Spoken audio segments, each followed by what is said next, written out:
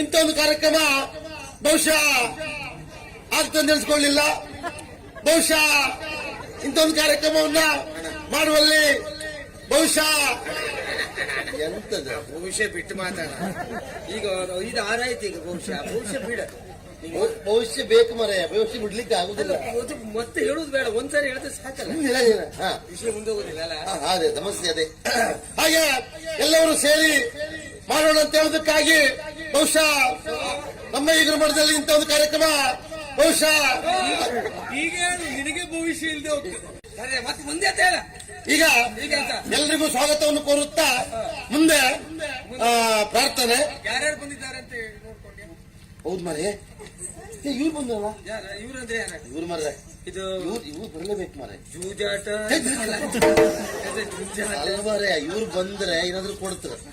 ಇವ್ರು ಬಂದಿದ್ರು ನೋಡಿಲ್ಲ, ಎತ್ತ ಕೊಡುದಿಲ್ಲ ಮರೆ. ನಿಮ್ಮ ಮನೆ ಕಾರ್ಯಕ್ರಮ ಅಲ್ಲ ಹೇಳಿದ್ದಾನೆ. ಈಗ ಪ್ರಾರ್ಥನೆ ಕಾಂತ ಅವರಿಂದ.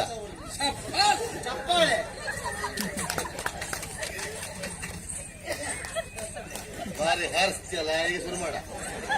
ನಾನು ಭೋಜ್ಯ ಮಾಡ್ತೇನೆ. ಯಕ್ಷಗಾನವೆಂದರೆ ನಿನ್ನ ತಿತ್ತಿತ್ತೈ ಬಾಳಿಲ್ಲ, ಬರೀ ಹಿಂಸಿ ಹೇಳಿದ್ರೆ ಸಾಕು. ಒಳ್ಳೆ ಒಂದೇ ತರಗತಿ ಮಕ್ಕಳು ಮಾಡಬೇಕಲ್ಲ.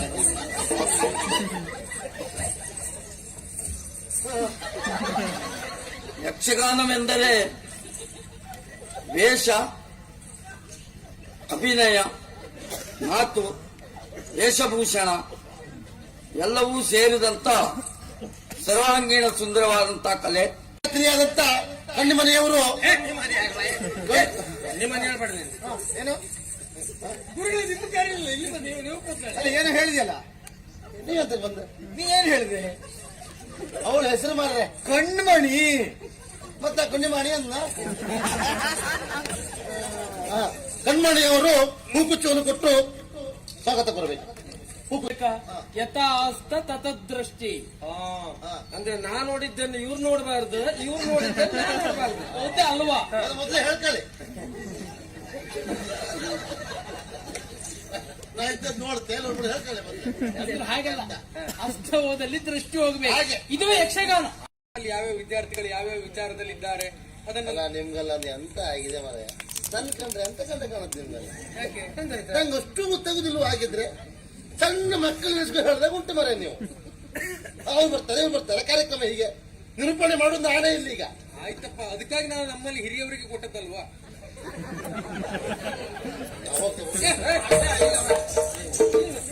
ನೀವು ಹಳೆಯ ಅಂದ್ರೆ ಏನಿಲ್ಲ, ಹಿರಿಯವರು ಅಂತ ಹೇಳಿದ್ದು ಹಳೆವ ಹೇಳಿಲ್ಲ. ನಂಗೆ ಇವನಿಗೆ ಎಷ್ಟು ಹೆಚ್ಚು ಕಮ್ಮಿ 7 ತಿಂಗಳು ಅಷ್ಟೇ. ಅದೆಲ್ಲ ಬೇಡ. ಅವನಿಂದ ನಾನು ಸಣ್ಣವನ. ಯಾಕೆ? ನಂಗೆ ಇನ್ನು ಮೀಸೆ ಬರಲ್ಲ. ಹೌದೌದು, ಅವನಿಗೆ ವ್ಯವಸ್ಥೆ ಉಂಟಲ್ಲ, ಕೊಡ್ತಾ ಇರ್ತಾವ. ಸುಳ್ಳು ಆಯ್ತಾ? ನಿಂದೆ ತಪ್ಪು. ಮತ್ತೆ ನಿನ್ ತಲೆ ಕೂಲಿಗೆ ಸ್ವಲ್ಪ ಕಪ್ಪು ಅರಸ್ತು. ಅದು ಎಂತ ಅದ? ಒಂದ್ ಕಡೆ ಬಿಳಿ ಒಂದ್ ಕಡೆ ಕಪ್ಪು ಇತ್ತು. ಆಳಿಯರು ಹೇಳಿದೆ ಮತ್ತೆ ಎಂತ ಆಯ್ತು? ಬೇಡ, ಇಲ್ಲ ಹಣ್ಣಾಯ್ತು ಅಂತ ಆಶ್ಚರ್ಯ ಮಾಡ್ಬೇಡ. ಹಿಂಗ್ ತೆಗೆದ್ರೆ ಪೂರ್ತಿ ಎಲ್ಲ ಹಣ್ಣಾಗ್ತದೆ. ಹಾಗಲ್ಲ. ಆಯ್ತು, ಈಗ ನಾನು ಹೇಳುವುದ್ರಿಂದ ನಿನ್ಗೆ ಬೇಸರವಾ? ನಾವು ಮಾಡ್ತೀನಿ. ಎಂತ ಮಾಡ್ತೇನೆ ನೀನು? ನಂಗೆ ಗೊತ್ತುಂಟ.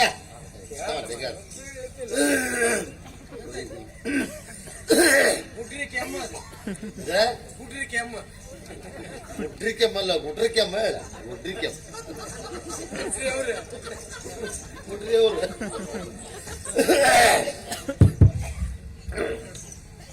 ಸೇರಿದಂತ ಎಂತ ಮಾಡೋದು ಈಗ? ಏನ್ ಸಾಯ್ಬೇಡ ಮರೆ, ನನಗೆ ಗೊತ್ತುಂಟು.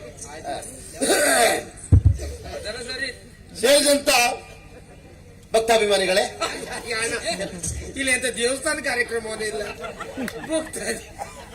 ಗುರುಮಠ ಕಾರ್ಯಕ್ರಮ. ಗುರುಮಠ ಕಾರ್ಯಕ್ರಮ ಭಕ್ತಾದಿಗೆ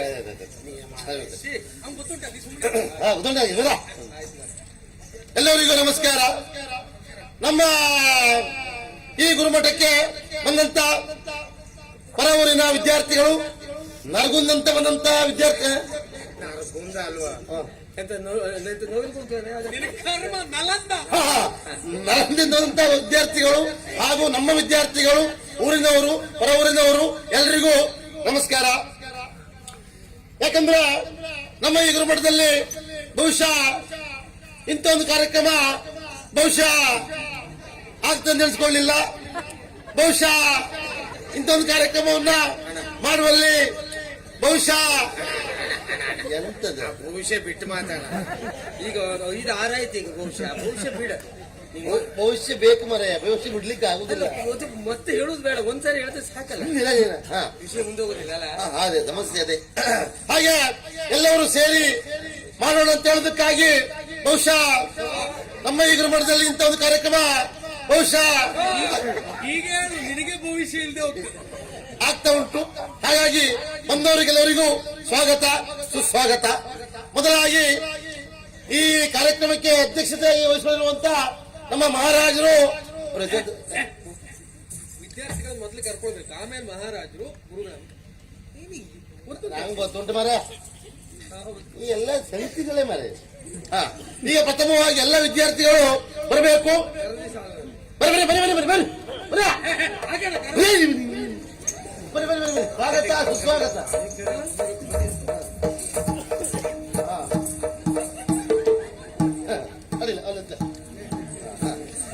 ವಿದ್ಯಾರ್ಥಿಗಳು ಬಂದಾಯ್ತು. ಈಗ ಸಭಾ ಕಾರ್ಯಕ್ರಮ. ಈಗ ಮಹಾರಾಜರು ಬರ್ತಾ ಇದ್ದಾರೆ. ಆ ಮಹಾರಾಜರನ್ನ ನಮ್ಮ ಗುರುಗಳು ಕರ್ಕೊಂಡು ಬರಬೇಕು. ಗುರುಗಳ ಬನ್ನಿ ಬನ್ನಿ ಮಹಾರಾಜ್.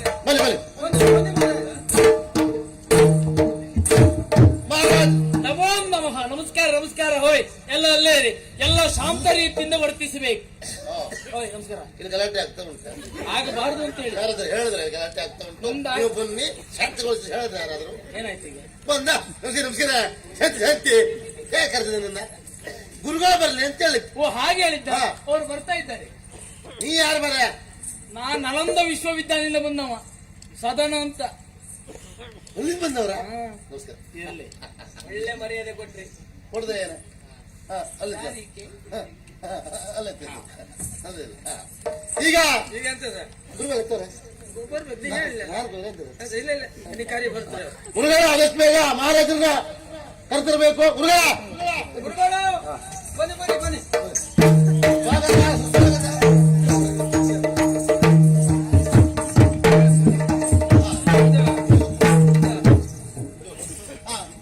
ಕುತ್ಕೊಳ್ಳಿ ಮಹಾರಾಜರ, ಕುತ್ಕೊಳ್ಳಿ. ಗುರುಗಳ ಚೂರು ಹೇಳಿ. ಹೋಗ್ಲಿಕ್ಕೆ ಸಮಸ್ಯೆ. ಅವನಿಗೆ ತಲೆ ಇಲ್ಲ, ಅವನಿಗೆ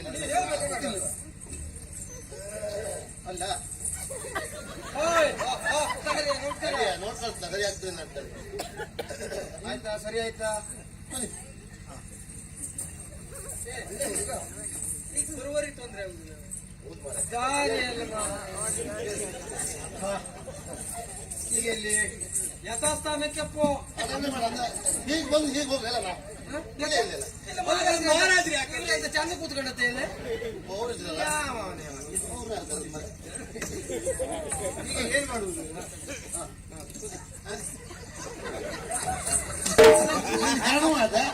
ನೋಡ್ತಿರ್ಬೋದವರ ಏನ್ ಮಾಡ್ಲ? ಹಾಗೆ ಬಂದಂತ ಮಹಾರಾಜರಿಗೆ ಸ್ವಾಗತ ಸುಸ್ವಾಗತ ಬಯಸುತ್ತಾ ಅವರಿಗೆ ನಮ್ಮ ವಿದ್ಯಾರ್ಥಿನಿಯಾದಂತ ಕಣ್ಣಿಮನೆಯವರು ಏನು ಗುರುಗಳು ನಿಮ್ಮ ಕಾರ್ಯ ಇಲ್ಲಿ ಬಂದು ನೀವು ಕೂತ್ಕೊಳ್ಳಿ. ಅಲ್ಲ, ಏನು ಹೇಳಿದೆಯಲ್ಲ ನೀವಂತ ಬಂದ? ನೀ ಏನ್ ಹೇಳಿದೆ? ಅವಳ ಹೆಸರು ಮಾರ್ರೆ ಕಣ್ಮಣಿ. ಮತ್ತ ಕಣ್ಣಿಮಣಿ ಅನ್ನ ಕಣ್ಮಣಿಯವರು ಹೂಕುಚ್ಚವನ್ನು ಕೊಟ್ಟು ಸ್ವಾಗತ ಕೊಡಬೇಕು. ಹೂಕುಚ್ಚ ಅಲ್ಲ ಎಂತ ಹೇಳಿದ್ರೆ ಹೀಗೆ ಅಂತಿರ್ತದೆ. ಮೊದ್ಲಿಂದನೂ ಹಾಗೆ ಕೊಡುದಾ? ಕೊಡು ಕೊಡು ಮಹಾರಾಜರಿಗೆ. ಕಣ್ಮಣಿಯವರು ಮಹಾರಾಜರ ಅವರಲ್ಲ, ಅವರೇ ಕೊಟ್ಟರೆ ನೀವು ತಿರುಗಿ ಬರುದಿಲ್ಲ. ಇಲ್ಲ, ರಾಜ ಅವರೇ ಅಲ್ವಾ? ಅವರ ಇಲ್ಲಲ್ಲ, ಲಿಂಗರಾಜ ಅಲ್ಲ.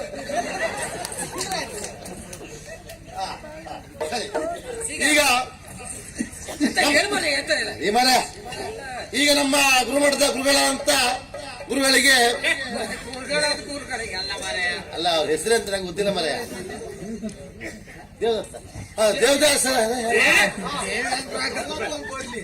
ಹೌದು ಮಾರ್ರೆ, ಊರು ಪ್ರಸಂಗ ಬರ್ತಾವ ಮಾರ್ರೆ. ದೇವದತ್ತ ಹಾ. ಗುರುಗಳಂತ ದೇವದತ್ತ ಗುರುಗಳಿಗೆ ಗುರುಗಳ ಗುರುಗಳಿಗೆ ಸಾಕ ಗುರುಗಳಿಗೆ ಕಣ್ಮಣಿಯವರು ಹೂಕುಚ್ಚವನ್ನು ಕೊಟ್ಟು ಸ್ವಾಗತ ಬಯಸಬೇಕು. ಚಪ್ಪಾಳೆ.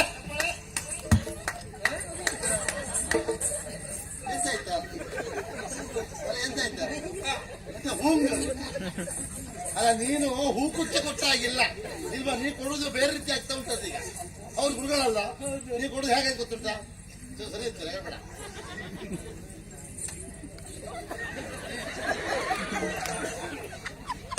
ಹಣ ಕರ್ಕೊಂಡು ಹೋಗ್ತೇನೆ, ನಾನು ಶ್ರೀಮಂತ ಇದ್ದೇನೆ, ನೀವು ಕೊಡ್ತಿದ್ದೇನೆ.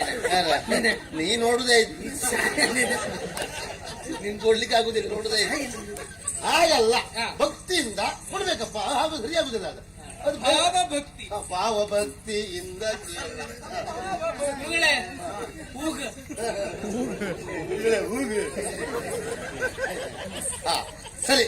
ಮತ್ತೆ ಮುಂದೆ ಅಂತ ಹೇಳ. ಈಗ ಎಲ್ರಿಗೂ ಸ್ವಾಗತವನ್ನು ಕೋರುತ್ತಾ ಮುಂದೆ ಪ್ರಾರ್ಥನೆ. ಯಾರ್ಯಾರು ಬಂದಿದ್ದಾರೆ ಅಂತ ನೋಡ್ಕೊಂಡೆ. ಹೌದು ಮರೆ, ಇವ್ರು ಬಂದ್ರಲ್ಲ. ಇವ್ರು ಅಂದ್ರೆ ಯಾರ? ಇವ್ರು ಮರೆ, ಇದು ಇವ್ರು ಬರ್ಲೇಬೇಕು ಮರೆ. ಜೂಜಾಟ ಅಲ್ವರೆ, ಇವ್ರು ಬಂದ್ರೆ ಏನಾದ್ರು ಕೊಡ್ತಾರೆ. ಇವ್ರು ಬಂದಿದ್ರು ನೋಡಿಲ್ಲ, ಎತ್ತ ಕೊಡುದಿಲ್ಲ ಮರೆ. ನಿಮ್ಮ ಮನೆ ಕಾರ್ಯಕ್ರಮ ಅಲ್ಲ ಹೇಳಿದ್ದಾನೆ. ಈಗ ಪ್ರಾರ್ಥನೆ ಕಾಂತ ಅವರಿಂದ. ಚಪ್ಪಾಳೆ.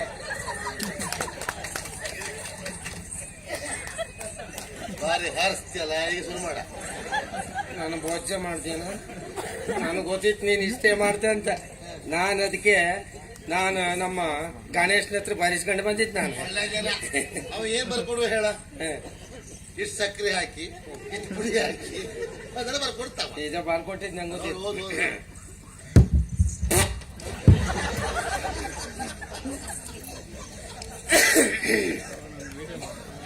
ಒದೀಪೆ ಒದೀಪೆ ಒದೀಪೆ ಒದಿಪೆ ನನಗೀಗ ಒಂದಿಪೆ, ಒಂದೀಪೆ ಅಲ್ಲ ಒಂದೀಪೆ ನಿನಗೆ ಗಣರಾಯ ಮೊದಲು ಒಂದೀಪೆ ಗಣರಾಯ ಹಾದಿಯಲ್ಲಿ ಧರ್ಮರಾಯ ಸೂಜಿ ಸುಚ್ಚಿ ಸಾಯಿಸಿದ ಸಾದಾ ಸೀದಾ ದೋಸೆ ತಿಂದ ಗಣನಾಥ.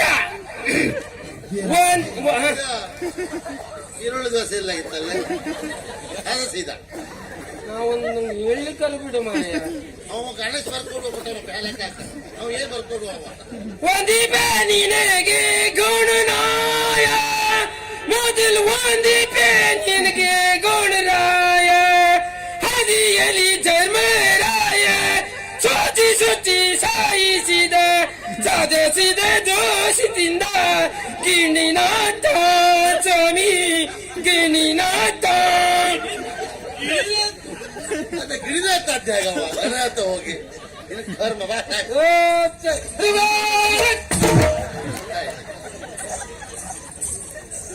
ಈಗ ಪ್ರಶ್ನೋತ್ತರ ಕಾರ್ಯಕ್ರಮ. ಕೇಳುವವರು ಪ್ರಶ್ನೆ ಮಹಾರಾಜರು. ಕೇಳುವಂತಹ ಪ್ರಶ್ನೆಗೆ ಸೇರಿರುವ ವಿದ್ಯಾರ್ಥಿಗಳಲ್ಲಿ ಯಾರು ಬೇಕಾದ್ರೂ ಉತ್ತರ ಕೊಡಬಹುದು. ಯಾರು ಸರಿಯಾದ ಉತ್ತರ ಕೊಡ್ತಾರೋ ಅವರೇ ವಿಜೇತರಾಗ್ತಾರೆ. ಅದಷ್ಟೇ, ಸರಿಬಿಟ್ರೆ ಮಾತ್ರ. ಮೊದಲನೇ ಪ್ರಶ್ನೆ, ಯಕ್ಷಗಾನ ಎಂದರೆ ಏನು? ಯಾರು ನಲಂದವರು ಕೊಡ್ತಾರೆ ಉತ್ತರ ಕೊಡ್ಬೋದು.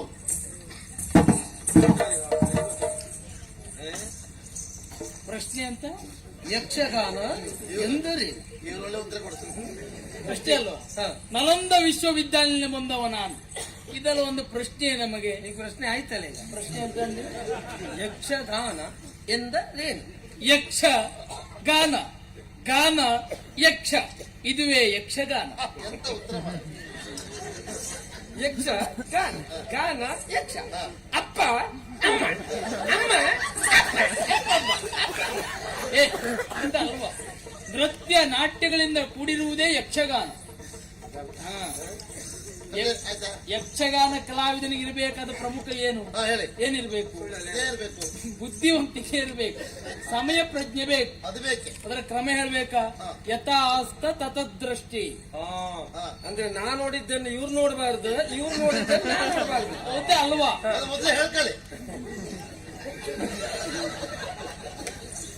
ನಾ ಇಂಥದ್ದು ನೋಡ್ತೆ ನೋಡ್ಬಿಟ್ಟು ಹೇಳ್ಕೊಳ್ಳಿ ಮತ್ತೆ. ಅಂದ್ರೆ ಹಾಗಲ್ಲ, ಅಸ್ತವದಲ್ಲಿ ದೃಷ್ಟಿ ಹೋಗ್ಬೇಕು. ಹಾಗೆ. ಇದು ಯಕ್ಷಗಾನ.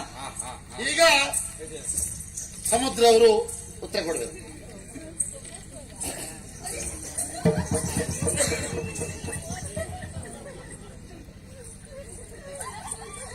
ಯಕ್ಷಗಾನವೆಂದರೆ ನಿನ್ನ ತಿತ್ತಿತ್ತೈ ಬಾಳಿಲ್ಲ, ಬರೀ ವಿಷಯ ಹೇಳಿದ್ರೆ ಸಾಕು. ಒಳ್ಳೆ ಒಂದೇ ತರಗತಿ ಮಕ್ಕಳು ಮಾಡಿ ಮಾಡ್ತಾರೆ.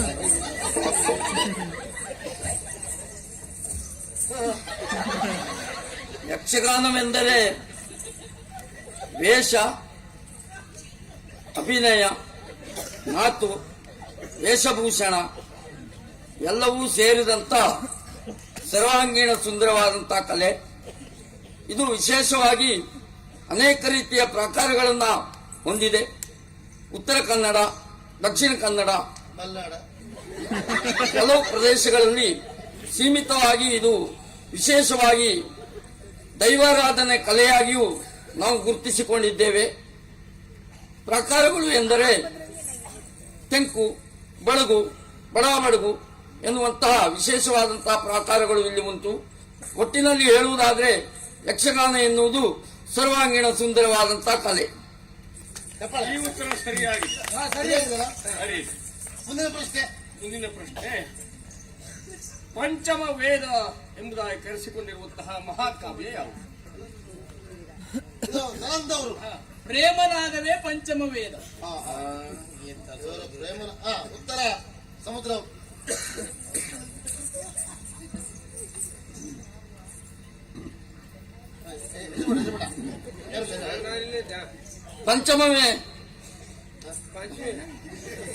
ಪಂಚಮ ವೇದ ಎಂದರೆ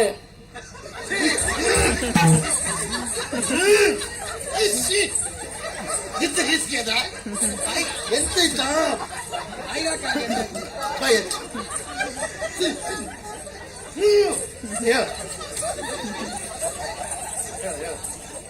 ಪಂಚಮೇದ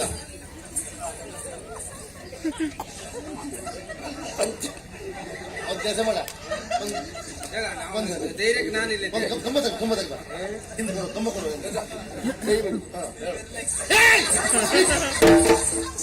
ನಿಂಗೆ ಆಮೇಲೆ ಅಂತ ಕೊಡ್ತೇವೆ ಅಂದ್ರೆ ತಾನೆ. ವಿಶೇಷವಾಗಿ ಪಂಚಮ ವೇದ ಮಹಾಗ್ರಂಥಗಳು ಅನೇಕ ಉಂಟು.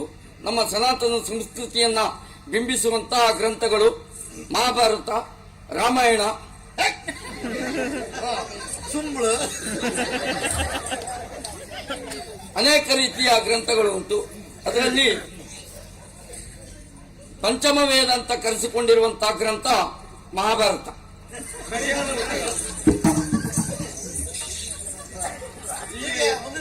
ಎರಡೂ ಪ್ರಶ್ನೆಗಳಿಗೂ ಈ ಹುಡುಗನೇ ಸರಿಯಾಗಿ ಉತ್ತರ ಕೊಟ್ಟಿದ್ದಾರೆ. ಒಂದು ಪ್ರಶ್ನೆ ಉಂಟಾ?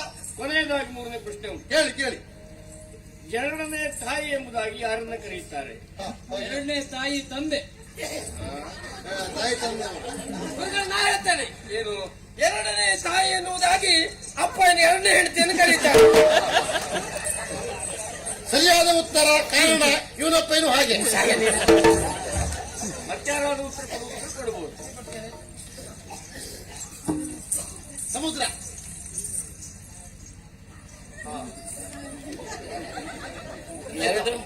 ಅಂತ ಎರಡನೆಯ ತಾಯಿ ಎನ್ನುವ ಹಾಗೆ ಹೆತ್ತವಳಲ್ಲದೆ ಹಾಲುಣಿಸುವವಳಿಗೆ ಕರೆಯುತ್ತಾರೆ. ಸರಿಯಾದ ಉತ್ತರ. ಸರಿಯಾದ ಉತ್ತರ. ಹಾಗಾದ್ರೆ ಈ ಉತ್ತರದ ಬಗ್ಗೆ ಕೆಲವರಿಗೆ ಶಂಕೆ ಇರಬಹುದು, ಹೇಗೆ ಅಂತ. ಹೌದು. ಇನ್ನೊಂದು ಘಟನೆ ಇದರ ಕುರಿತಾಗಿ ನಡೆದಿದೆ. ಏನು?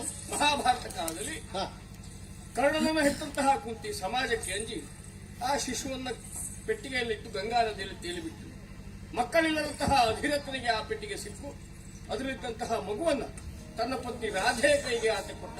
ರಾಧೆ ಮಕ್ಕಳಿಲ್ಲದವರು, ಆದರೂ ಸಹಿತ ಮಗುವಾಗಿದ್ದ ಕರ್ಣನನ್ನ ಎತ್ತಿ ಆಲಿಂಗಿಸಿಕೊಂಡ ಕ್ಷಣದಲ್ಲಿ ಅವಳಲ್ಲಿ ಸ್ತನ್ಯ ಎನ್ನುವುದು ಒಸರಿತಂತೆ. ಮಗುವನ್ನ ಹೆರದೇ ಇದ್ರೂ ಕೂಡ ತಾಯ್ತನವನ್ನು ಅಷ್ಟು ಅನುಭವಿಸಿದವಳು ಅವಳು. ಹಾ. ಹಾಗಾಗಿ ಹೆತ್ತಲ್ಲದೆ ಹಾಲುಡಿಸುವುದವಳು ಎರಡನೇ ತಾಯಿ ಎಂಬುದಾಗಿ ಕರೆಸಿಕೊಂಡಿದ್ದಾರೆ. ಸರಿಯಾದ ಉತ್ತರ. ಈಗ ಪ್ರಶ್ನೋತ್ತರ ಸ್ಪರ್ಧೆಯಲ್ಲಿ ಅವನಿಗೆ